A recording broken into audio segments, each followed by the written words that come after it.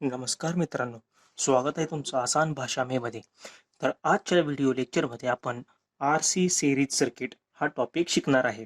तर लास्ट लेक्चरमध्ये आपण आर एल सिरीज सर्किट हा टॉपिक शिकलो होतो. तर त्यामध्ये आपण आर एल सिरीज सर्किटमध्ये लॅगिंग पॉवर फॅक्टर कसा असतो ते आपण पाहिले, त्याची फेजर डायग्राम आपण शिकले. ठीक आहे, त्यामध्ये इंडक्टिव्ह रिॲक्टन्स एक्सेल त्याचा फॉर्म्युला आपण पाहिला आणि एक त्यावरचं गणित पाहिलेलं. त्याचप्रमाणे आपण फेज अँगल आणि इम्पिडन्स हे टॉपिक आपण शिकलेलो. पण आजच्या लेक्चरमध्ये आपण आर सी सिरीज सर्किट हे पाहणार आहे. तर आर सी सिरीज सर्किट जसं सांगितलंय, आर म्हणजे रेजिस्टन्स, सी म्हणजे कॅपॅसिटन्स आणि ते दोन्ही कनेक्टेड इन सिरीज. ठीक आहे, तर मग इथं मी आर दाखवला, इथं मी सी दाखवला. तर हे दोन्ही सिरीज मध्ये कनेक्ट केले आणि it is connected across a voltage source. Voltage source दिलाय मी व्ही. ठीक आहे, आता आर, तर आरच्या अक्रॉसचा व्होल्टेज मी डिनोट करतोय व्ही आर ने. इथं दाखवलाय सी, सी च्या अक्रॉसचं व्होल्टेज मी डिनोट करतोय व्ही सी ने. ठीक आहे, हे नावं इथे मी लिहिलेले आहेत आणि दोघांमधनं एकच कॉमन करंट फ्लो होतोय आय. हा एक व्होल्टेज सोर्स व्ही. ठीक, तर तुम्ही जसं बघू शकता, हा करंट जो आय होतोय, फ्लो होतोय, तर तो या रेजिस्टन्स आर मधनं फ्लो होतो. त्याचप्रमाणे तो या कपॅसिटर सी मधून सुद्धा फ्लो होतो. तो दोन्ही इलेमेंट मधनं फ्लो होतोय.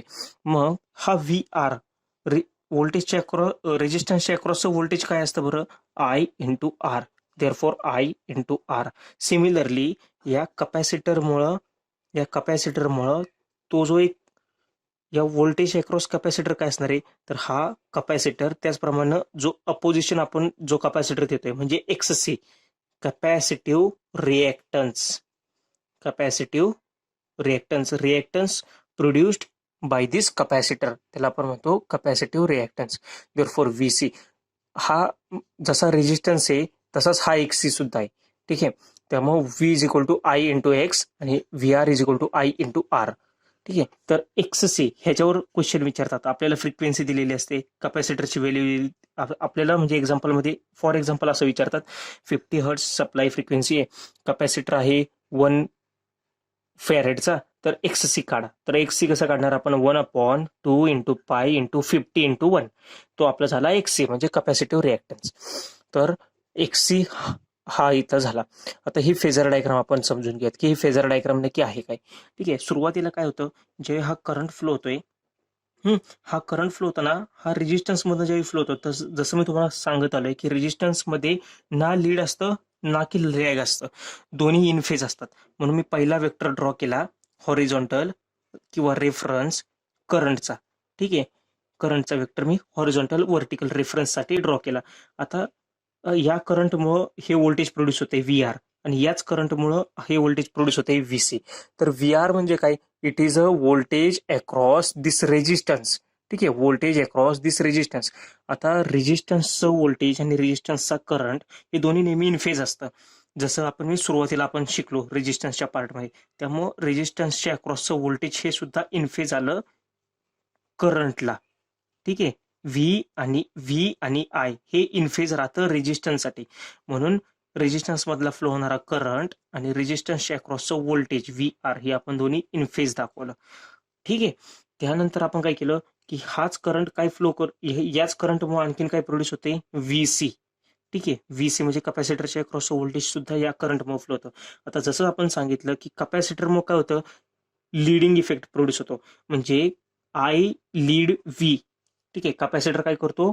आय लीड व्ही कॅपॅसिटरच्या केसमध्ये. त्यामुळे या कॅपॅसिटरचा करंट या व्हीसीला लीड करणार. त्यामुळे तुम्ही बघू शकता की हा करंट लीड करतोय, म्हणजे करंट इथं असेल तर व्हीसी असा खाली असणार आहे. ठीक आहे, किंवा हे असं सुद्धा असू शकतं, हा व्हीसी आणि हा करंट आय, हे असं सुद्धा लिहू शकतो आपण. ठीक आहे, फक्त हे आपण नाही का असं या डायरेक्शनला असं खाली मूव्ह केलंय. ठीक आहे, म्हणजे हा व्हीसी खाली झाला आणि हा आय हा हॉरिझॉन्टल आला. ठीक आहे, म्हणजे काय करतोय आपण इथं, आय लीड करतोय व्हीसीला, कारण की व्हीसीच्या नंतर इथं आय येतोय ना, म्हणजे आय आधी येतोय इथं आपला असा. त्यामुळं आय हा लीड करतो व्हीसीला, त्यामुळे व्हीसीचा वेक्टर असा खाली ड्रॉ झाला. मग आपण काय केलं VCचा वेक्टर आपल्याला इथं मिळाला, इथं VRचा वेक्टर आहे. ठीक आहे, या दोघांमध्ये अँगल आहे 90 डिग्रीचा. मग मी काय केलं, या दोघांचा रिझल्टंट फाइंड आउट करून घेतला. एक हॉरिझॉन्टल लाईन ड्रॉ केली या VRला पॅरलल इथं, आणि या VCला पॅरलल लाईन व्हर्टिकल मी इथं ड्रॉ केली. ह्या दोघांचा मिड पॉईंट इथं आला. मग मी हा तिरका वेक्टर असा ड्रॉ केला. ठीक आहे, तर हा वेक्टर म्हणजे आपलं व्होल्टेज असतं, हे व्होल्टेज V, हे व्होल्टेज V म्हणजे हे असतो. ठीक आहे, आता आपल्याला एक कळालं की ही लाईन होती VCची, त्याला मी पॅरलल लाईन इथं ड्रॉ केली, म्हणजे ही पण लाईन झाली VCची. बरोबर, ही सुद्धा लाईन झाली VCची. ही लाईन आहे VRची. मग हा तुम्ही बघू शकता, हा राईट अँगल ट्रायंगल होतोय का बरं? असा होतोय ना, इथं अँगल होतोय 90 डिग्रीचा. तर आपल्याकडे VR आहे, आपल्याकडे VC आहे, तर आपण हा डायगोनल म्हणजे हा V काढू शकतो का? तर काढू शकतो. Therefore V is equals to under root पायथागोरसच्या प्रमेयानुसार काय येतं, VR square plus VC square. ठीक आहे, त्यामुळं तुम्ही एक लक्षात घ्या, आपल्याला जर V दिला असेल, VR दिलेला असेल आणि VC जर विचारला, तर नेहमीप्रमाणे ह्याने केव्हीएलच्या लॉनी नाही जायचं. ह्याच्यानुसार ह्या फॉर्म्युल्याने व्होल्टेज फाइंड आउट करायचं, कुठलंही voltage in case of RC और RL सर्किटमध्ये. ठीक आहे, तर VRला मी अगेन कसं लिहू शकतो, I इंटू R. VCला मी अगेन कसं लिहू शकतो, I इंटू XC. ठीक आहे, होल स्क्वेअर. त्यानंतर मी या दोघांमधून I कॉमन काढला, अंडर रूटच्या बाहेर आले, त्यामुळे तो I आला. ठीक आहे, अंडर रूटमध्ये काय राहील आता, R square plus XC square. ठीक आहे, तर यालाच मी रिप्रेझेंट काय करतो, जसं तुम्ही मागच्या याच्यात बघितलं, मी याला झेड म्हणून रिप्रेझेंट करतो. Z, what is Z? Z is a impedance. Z is a impedance expressed in ohms denoted by Z. ठीक आहे, त्यामुळे V is equals to I into Z in case of AC, आणि in case of DC कसं असतं, V is equal to IR. DC मध्ये हे असतो का, XC प्रेझेंट नसतो, XL प्रेझेंट नसतो, त्यामुळे त्या केसमध्ये R असतो, आणि या केसमध्ये Z असतो. Therefore Z is a combination of R and XC. ठीक आहे, हा तर फॉर्म्युला झाला. आपल्याला हे झेड वगैरे या टाईपमध्ये विचारतात. आता त्यानंतर आणखीन इम्पॉर्टंट काय, तर फेज अँगल. जसं आपण तुम्ही बघितलं, तर फेज अँगल आपण कसं काढतो, आता हे तर तुम्ही बघू शकता की I हा इन फेज आहे VRला, आणि I हा लीड करतोय VCला. ठीक आहे, तर I हा लीड करतोय VCला. तर टॅन फाय आपल्याला हा अँगल फाय काढायचा आहे. तर हा फाय आपण इन टर्म्स ऑफ VC आणि VR कसं फाइंड आउट करू शकतो, tan phi is equal to समोरची बाजू भागिले लगतची बाजू. समोरची बाजू is what, VC divided by VR. ठीक आहे, therefore VC upon VR. What is the value of VC? VC is equal to I into XC. Therefore I into XC divided by I into R. I cancel झालं, is equals to XC divided by R. Last time मध्ये काय होतं, tan phi is equal to XL divided by R. म्हणजेच एक लक्षात ठेवा, tan phi value काढताना capacitive reactance और inductive reactance divided by resistance, हा फॉर्म्युला असतो टॅन फायचा. ठीक आहे, therefore phi is equal to, आता हा टॅन इथं इकडे आला की इनव्हर्स झाला, phi is equal to tan inverse XC divided by R. तर हा आपण फाय अँगल काढला. पण एक लक्षात ठेवा की काय होतं, ज्यावेळी RL सर्किट असतं त्यावेळी तो फाय हा लॅगिंग, म्हणजे टॅन फाय आपण काय करतो त्यावेळी पॉझिटिव्ह कन्सिडर करतो का, कारण की त्यावेळी लॅगिंग पॉवर फॅक्टर असतो. ठीक आहे, आता इथं लिडिंग पॉवर फॅक्टर आहे, कपॅसिटर काय करतो की लीड पॉवर फॅक्टर इंट्रोड्यूस करतो, त्यामुळे जनरली फाय हा आपण निगेटिव्ह मध्ये कन्सिडर करतो. याचा जो आन्सर येतो फाय, कारण की ज्यावेळी आपण फेजर रिप्रेझेंटेशन करतो त्यावेळी यालाच आपण कसं रिप्रेझेंट करतो, जसा Z is equal to R square plus XC square लिहिले, ऍक्च्युअल मध्ये झेड इज इक्वल टू RCच्या फॉर्म्युल्यामध्ये कसं असतं, R मायनस JXC. म्हणजे हा जो XC जो असतो, हा जो या कपॅसिटरमुळे जो रिएक्टन्स प्रोड्यूस होतो, हा नेहमी इंडक्टिव्ह रिएक्टन्सला अपोज करायचं नेहमी काम करत असतो, किंवा रिएक्टन्सला अपोज करायचं, त्यामुळे इथे जनरली मायनस साईन असतं. ठीक आहे, पण as compare to L load जेव्हा असतो इंडक्टिव्ह लोड, तेव्हा आपण कसं लिहिलं, R प्लस JXL असं आपण लिहिलं, बरोबर. पण या केसमध्ये आपण काय लिहिणार, XC, कारण की हा अपोज करायचं नेहमी काम करत असतो रिएक्टन्सला, त्यामुळे इथं मायनस साईन असतं. त्यामुळं ज्यावेळी आपण टॅन फाय काढतो, तर tan phi is equal to what, हे minus XC divided by R. हा ठीक आहे, मायनस XC हा पण इथं निगेटिव्ह मध्ये कन्सिडर करतो. ठीक आहे, त्यामुळे इथं minus XC divided by R. ठीक आहे, तर पॉवरचा formula is what, power is equal to VRMS IRMS into cos phi VI cos phi. ठीक आहे, कॉस फाय म्हणजे काय असतो, पॉवर फॅक्टर. जसं मी सांगितलं, power factor is what, cosine of angle between voltage and current. तर हा व्होल्टेज आणि हा करंट या दोघांच्या मधला अँगल हा फाय असतो आणि त्याला कॉसने मल्टिप्लाय केलं की कॉस फाय झालं. ठीक आहे, तर cos phi is equal to, आता इथं जर मी कॉसचा फॉर्म्युला लावला तर कॉस म्हणजे काय असतं, लगतची बाजू भागिले डायगोनल. लगतची बाजू काय, व्ही आर भागिले diagonal V. Therefore V R upon V. V R is what, I into R. V is what, I into Z. I get cancel is equals to R upon Z. Therefore cos phi is equal to R upon Z. हा formula मागच्या वेळी पण असा झालता. ठीक आहे, तर ह्याला आपण अजून कसं लिहू शकतो, R upon Z is what, R square plus X C square. ठीक आहे, हे या फॉर्ममध्ये सुद्धा विचारतात. R square, R upon under root R square plus X square. ठीक आहे, तर ही बेसिक थेरी आहे आरसी सर्किटवरची. यावरती क्वेश्चन सांगतो तुम्हाला काय, टेन फाय यावर एक क्वेश्चन आला तर, झेड इम्पिडन्स यावरती क्वेश्चन आला तर, या फेजर डायग्रामवरती क्वेश्चन नाही विचारला जात. सीचा इफेक्ट विचारतात. सीचा इफेक्ट काय करतो, लिडिंग पॉवर फॅक्टर, म्हणजे लीड म्हणजे कोण कोणाला लीड करतं, I lead V, current lead voltage.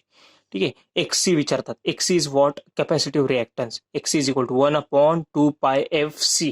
ठीक आहे, हा फॉर्म्युला बेसिक छोटे छोटे फॉर्म्युलेज आहेत फक्त. या फॉर्म्युल्यावरच एखादं क्वेश्चन विचारला जाऊ शकतो.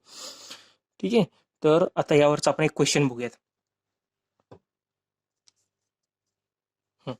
The question is what? A series RC circuit has R is equals to 20 ohm and capacitive reactance. Capacitive reactance म्हणजे C आणि हा रिॲक्टन्स म्हणजे X, म्हणजे XC is 30 ohms. Find the impedance and the phase angle theta phi. ठीक आहे, तर Z is what, Z is equal to under root. आता ही डायग्राम बघा तुम्ही. ठीक आहे, पहिल्यांदा डायग्राम समजून घ्या. तर डायग्राम मध्ये पहिल्यांदा आर दिलाय 20 ओहमचा, सिरीज आरसी सर्किट, त्यामुळे आर आणि सी सिरीज मध्ये काढलं मी. आरची व्हॅल्यू 20 ओहम, कॅपॅसिटिव्ह रिॲक्टन्स दिलाय 30 ओहम. ठीक आहे, त्यातनं करंट फ्लो होतोय आय, हे त्याच्या अक्रॉसचं व्होल्टेज आहे व्ही. तर आता आपल्याला काय सांगितलं की झेड सांगितलंय आपल्याला. आपल्याला इम्पिडन्स म्हणजे झेड फाइंड आउट करायचं आहे. झेड म्हणजे काय, ह्या आणि हा, R square plus X C square आणि त्याला अंडर रूट टाकायचं. आरचा स्क्वेअर आला 20, 20चा वर्ग प्लस 30चा वर्ग म्हणजे अंडर रूट 1300. 1300 जर काढलं तर अराउंड 36.05 ओहम, म्हणजे 36 ओहम आपला इम्पिडन्स आला झेड. ठीक आहे, तर आणि आपल्याला आता काय विचारलंय दुसरं, फेज अँगल थिटा. तर what is a phase angle theta? Theta is what, tan inverse of XC. जसं सांगितलं मगाशी तुम्हाला, XL or XC divided by R. 30 divided by 20, मग tan inverse of 30 divided by 20 56.31 degree, हे आलं थिटा. तर तर झेड झेड सुद्धा या फॉर्ममध्ये आपण लिहितो, Z is equal to R minus J X C. हे मायनस का आलं ना तुम्हाला, काय असतं मायनस साईन का, कारण की हा कॅपॅसिटिव्ह रिॲक्टन्स आहे. जनरली रिॲक्टन्सला अपोज करायचं, इंडक्टिव्ह रिॲक्टन्सला अपोज करायचं काम करतो. आता प्रेझेंट नाही इंडक्टिव्ह रिॲक्टन्स, त्यामुळे मायनस जे एक्स सी आलं. ठीक आहे, 20 मायनस जे 30. मग ह्यालाच तो आपण कसं रिप्रेझेंट केलं, 36. जसं हे आपला आन्सर आलं 36 ॲट अन अँगल.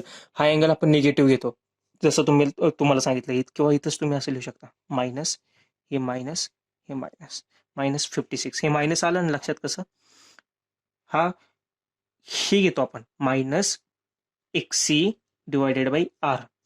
ठीक आहे, तर हा झाला आपला झेडचा फॉर्म्युला.